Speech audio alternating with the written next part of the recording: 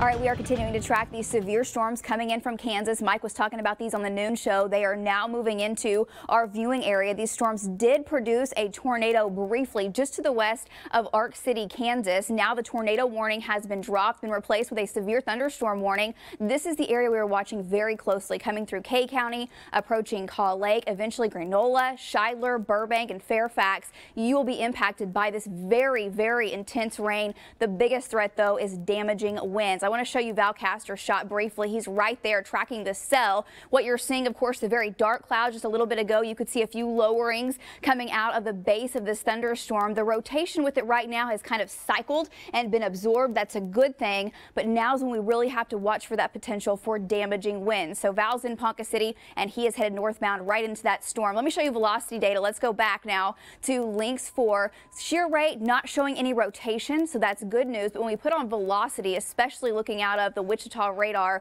winds in excess of 65, potentially 70 miles per hour. I would not be surprised if we had a 70-mile-an-hour wind gust out of this at any time because of that it had a tornado just a little bit ago. So it's got a very intense mesocyclone that is trying to spin out, and that's when you get damaging winds. What about hail? Could also have some quarter-size hail. Right now we're seeing that just to the southwest of Newkirk, just to the north of Kaw Lake. Also right up on the Oklahoma-Kansas border. Hail sizing get a little bit smaller once you get up into southeastern Kansas near Cedarville, but this is tracking down to the southeast. As it does, we're going to watch for very intense lightning as well. Power outages are likely as this is moving on through. Our trackers are going to keep a close eye on it. As I mentioned, the tornado threat with it, you might have saw that, got the alert. We had a tornado warning with it in Kay County and in Kaw County, Kansas. But as far as the tornado warning now, that is just not in effect. So that's a good thing. We do have that potential for damaging winds still. So that is going to continue tracking to the southeast. Let's go to links 3 now. Let me show you the storm track on this.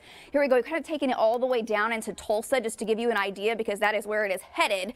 Likely staying, the potential for severe weather moving into Tulsa is looking pretty high at this point. If it holds together, moving into Owasso at about 4 o'clock, Claremore at 4:18, Tulsa by about 4:18 as well. Now these things have a tendency to speed up and slow down some, so that's a rough estimate. We're going to keep a very close eye on it. Trackers are closing in on it now. Keep it here. We'll keep you advised.